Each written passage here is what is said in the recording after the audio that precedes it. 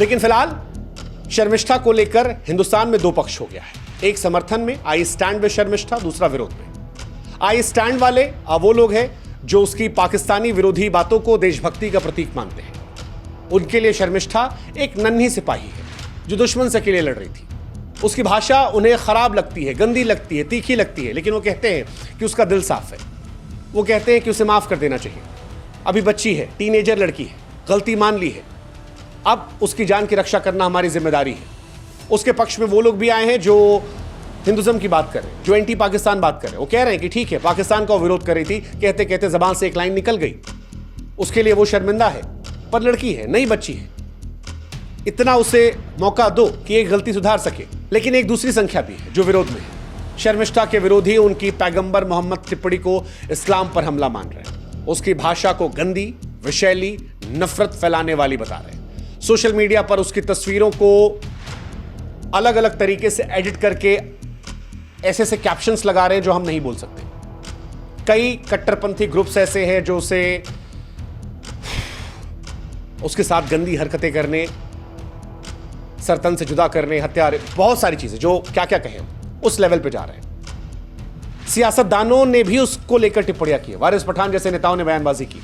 हालांकि वारिस पठान को इसके बाद दूसरी पक्ष से भी धमकियां आई कि आप एक बच्ची के खिलाफ जा रहे थे और अगर कुछ हो गया तो हम आपके खिलाफ भी जाएंगे।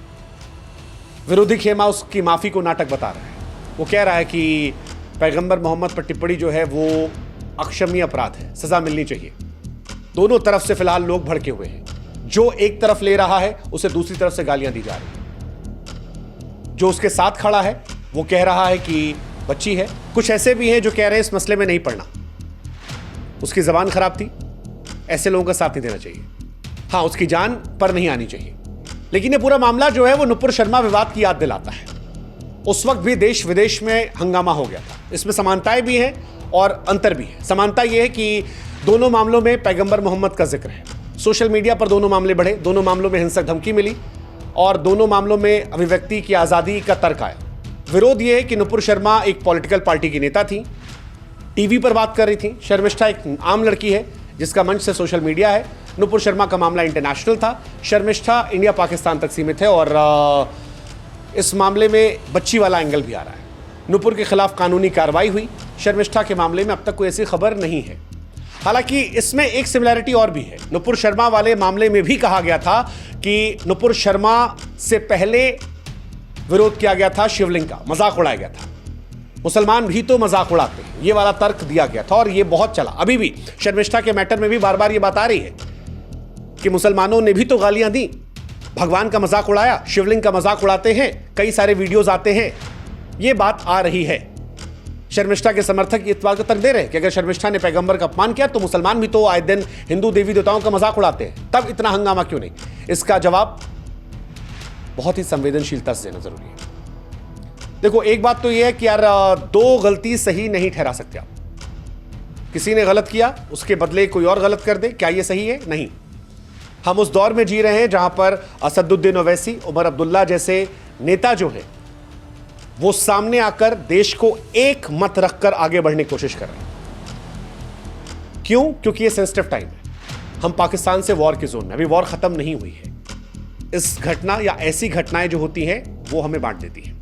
हमें आपको ये समझना पड़ेगा। तो अगर किसी ने पास्ट में किया था तो क्या प्रेजेंट में हमें अधिकार मिलता है? नहीं। किसी का गलत आपको गलत करने का अधिकार नहीं देता है। ये बात हमें समझनी पड़ेगी। और इस मामले का इसी वजह से गहरा असर है। भारत में धार्मिक तनाव पहले से बहुत गहरा रहा है। हिंदू मुसलमान की बहुत कहानियां हैं। लोगों को गुस्सा तुरंत निकल आता है और ऐसी कंपैरिजन भी आग में घी डालने का काम होता है।